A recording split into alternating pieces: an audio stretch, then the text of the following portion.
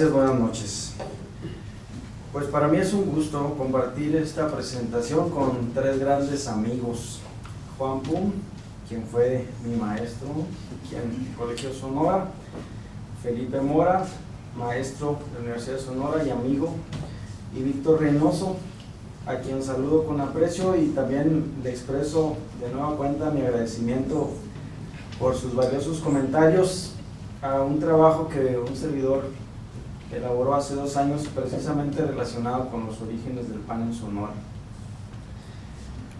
Posiblemente es una casualidad el hecho de presentar el libro de Víctor Reynoso precisamente en el momento en que la sucesión interna por la dirigencia nacional del PAN está en su apogeo.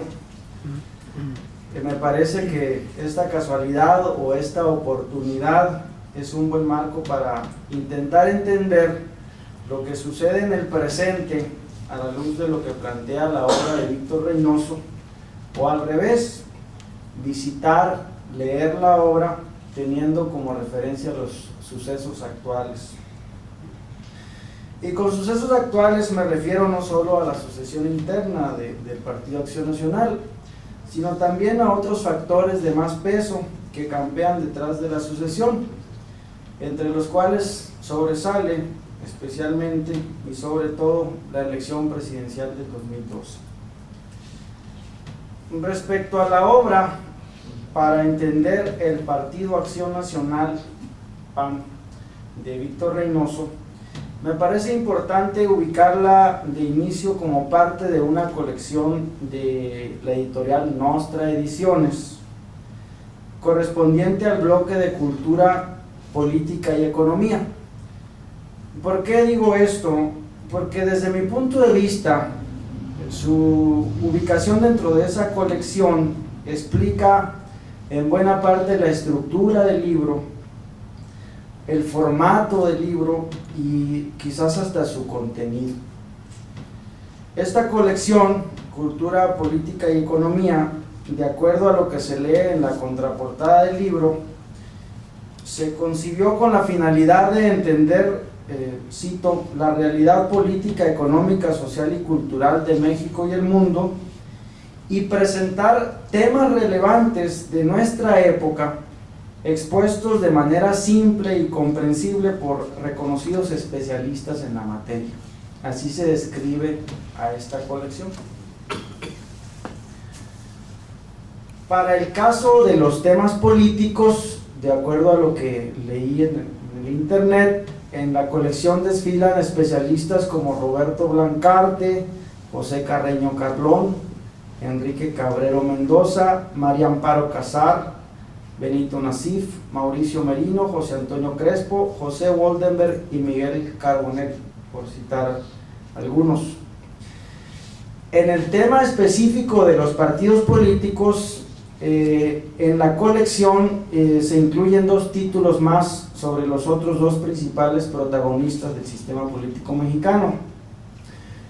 Máximo Modenesi escribió el libro Para entender el PRD y José Luis Reina la obra Para entender el PRI, es decir, forma parte de una, no le llamaría trilogía, pero sí de una parte de esta colección dedicada a los 3 principales partidos políticos. El libro que hoy comentamos se publicó en el año 2009 y está dividido en 3 capítulos principales. El primero, el modelo originario panista; el segundo, Acción Nacional como partido de oposición, 1939-1989, y el tercero, el poder compartido, 1989-2008. Incluye, además de estos 3 principales capítulos, una introducción, un apartado de comentarios finales, un glosario con 20 términos básicos y la bibliografía básica. El doctor Víctor Reynoso, quien actualmente se desempeña como profesor investigador en la Universidad de las Américas en Puebla, es un experto en el tema del PAN, y supongo que más adelante nos platicará si tuvo o no dificultad para compactar en 78 páginas la sustancia de lo que ha desarrollado de manera más amplia en otros artículos y libros completos que le ha dedicado al tema. Este ensayo es un ensayo, yo lo califico como un ensayo didáctico, incluye también 6 cuadros ilustrativos y guías conceptuales en las márgenes del texto, parecidas a las que uno va anotando cuando hace una lectura, digamos, sobre cualquier obra. Esas márgenes del texto tienen posiblemente la función de conducir al lector y facilitarle el regreso o la revisión del texto y reubicarlo en el meollo del asunto, ¿no? Yo me detendré de manera muy breve en el análisis de 3 aspectos planteados por Víctor Reynoso en su obra. En primer lugar, el modelo originario panista y su relación con la ideología del partido. En segundo lugar, la doctrina de Acción Nacional y los lugares comunes sobre la fundación del PAN, y en tercer término, la importancia que ha tenido la estructura y la organización de Acción Nacional para fortalecer su institucionalidad y para resolver sus conflictos.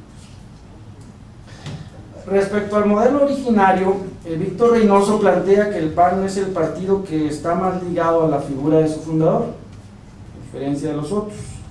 Manuel Gómez Morín no solo fue el principal fundador del partido, sino que fue su presidente durante los primeros 10 años, de 1939 a 1949, lo que contribuyó a darle forma al panismo originario.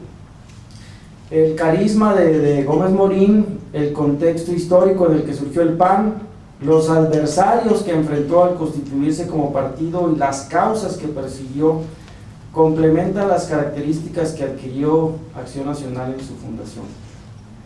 Recordemos que el PAN se funda en un contexto de sucesión presidencial, específicamente la sucesión de General Lázaro Cárdenas, cuyo gobierno había polarizado a la opinión pública en algunos temas como la reforma agraria, la educación y el apoyo al sindicalismo oficial. Otro eje característico de este modelo originario está relacionado con el perfil de los fundadores del PAN.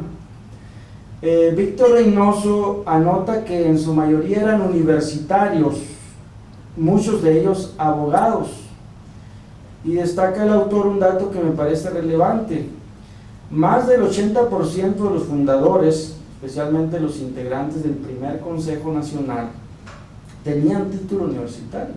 Un dato me parece muy relevante, algo inusitado, dice el autor, para aquella época. Incluso cabe anotar que entre ellos, entre estos miembros fundadores abogados, estaba un abogado sonorense, Horacio Sobarzo, que fue miembro del primer Consejo Nacional, y fue la figura que en su momento Gómez Morín quiso que fuera la emblemática. Prácticamente persiguió, yo creo que durante 4 años, en el buen sentido de la palabra, persiguió a Horacio Sobarzo para que fuera el fundador del PAN en Sonora, sin lograrlo. En este mismo tenor, a mí me llama la atención la manera en que el autor diluye la supuesta diferencia o la existencia de tendencias opuestas entre Manuel Gómez Morín y Efraín González Luna, que es el otro pilar fundacional del partido y uno de sus principales ideólogos. Dice Reynoso que ambos personajes pues son diferentes en temperamento, en trayectoria y en personalidad, pero de acuerdo a la información que existe, ni Gómez Morín representa a la tendencia liberal del PAN, ni González Luna representa a la tendencia conservadora. Ambos, dice, trabajaron siempre juntos y en la misma línea doctrinaria y política. Respecto al segundo apartado, o el segundo punto que quiero abordar, que es el de la doctrina de Acción Nacional y los lugares comunes sobre la fundación del PAN, el autor describe la propuesta doctrinaria panista como una especie de tercera vía entre el totalitarismo estatista y el individualismo liberal. Dice Reynoso que existen coincidencias con la llamada doctrina social católica, que en ese momento enfrentaba los mismos enemigos ideológicos, los principios de nación, de persona, de Estado y de bien común, por citar a los que más identifican al panismo originario, están desarrollados desde esa posición de tercera vía. Reynoso explica de manera muy clara 4 lugares comunes o estereotipos que desde su fundación circularon en la prensa y entre los adversarios de Acción Nacional, y que posiblemente, quizás con otros conceptos, todavía permanecen como mitos. El primero es que el PAN es un partido de empresarios, 2, que es un partido de educadores, 3, que es un partido de la Iglesia conservador, y 4, que es un partido anticardenista. El autor explica respecto al primer lugar común que, no obstante que el PAN defendió siempre la iniciativa y la propiedad privadas, la verdad es que los grandes empresarios nunca buscaron realizar sus intereses a través del PAN. Ellos tenían muy claro, dice Reynoso, que el poder, quién tenía el poder, y no estaban dispuestos a aportarle a un partido minoritario y que durante 50 años fue prácticamente insignificante en su vigencia política. Sobre si el partido en sus orígenes buscaba primordialmente educar a la ciudadanía y no le interesaba el poder, Reynoso aclara que ambos términos no están peleados ni son antagónicos.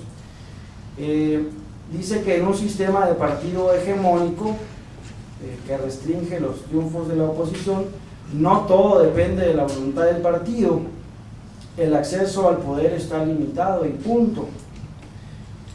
Si reconoce que por no estar en el ejercicio del poder, los panistas fueron durante mucho tiempo, si reconoce que por no estar en el ejercicio del poder, los panistas fueron durante mucho tiempo políticos amateurs, lo cual fue un riesgo que los mismos fundadores advirtieron, y de ahí su insistencia de mantener el término acción como parte fundamental de su propia definición, ¿no? Partido Acción Nacional. Un tercer mito o estereotipo que comenta Reynoso es el de que el PAN es un partido de la Iglesia, y para responder a ello cita a Castillo Peraza. Me voy a permitir leer lo que escribe el autor.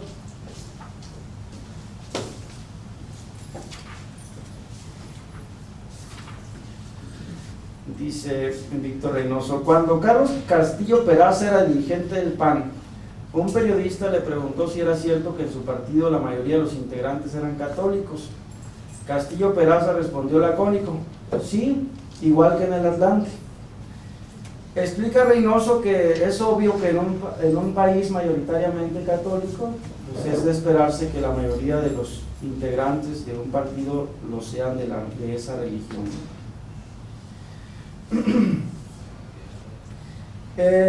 Reynoso reitera que existen semejanzas entre la doctrina del PAN y la doctrina de la Acción Social Católica, y respecto a si fue un partido anticardenista, el autor sostiene que el cardenismo fue en realidad un catalizador para la fundación del PAN, pero el proyecto de fundar el Partido Acción Nacional existía mucho antes de que Cárdenas llegara al poder, y prácticamente no se puede considerar que Acción Nacional haya sido una reacción coyuntural contra el gobierno cardenista o contra alguna de sus medidas. Para terminar, comentaré sobre la importancia que ha tenido la estructura y la organización de Acción Nacional para resolver sus conflictos internos y mantenerlo como un partido institucionalmente sólido. El PAN ha permanecido desde que se fundó sin grandes cambios en su estructura fundacional. 71 años después de su fundación, prácticamente los órganos que se constituyeron desde la Asamblea Fundacional siguen funcionando sin grandes cambios. Digamos que le ha funcionado a Acción Nacional la manera como concibió en sus estatutos sus niveles de organización y de toma de decisiones. En el más alto nivel de jerarquía tiene a la Asamblea Nacional, en ese En esa instancia es donde se revisan los estatutos y se toman decisiones internas importantes. Por otro lado está la Convención Nacional, que decide principalmente sobre la actividad política del partido. El Consejo Nacional es otra de las instancias, que es quien elige, es la instancia que elige al Comité Ejecutivo Nacional y al Presidente Nacional del partido. Existen también consejos y comités directivos estatales y municipales que realizan funciones semejantes o parecidas a las del Consejo Nacional, pero en las respectivas entidades y municipios. En una parte del libro, Reynoso cita casos específicos en los que el partido enfrentó y resolvió graves o importantes crisis internas a través de la activación de sus estructuras institucionales. Y además reconoce que Acción Nacional ha sido el partido que se ha pegado a esa estructura de manera más exitosa. Precisamente en estos momentos es el Consejo Nacional la instancia, digamos, que está a prueba en la elección del nuevo presidente nacional del partido. Yo dejo hasta ahí mi comentario y felicito a Víctor por esta nueva publicación y pues les agradezco a ustedes su atención.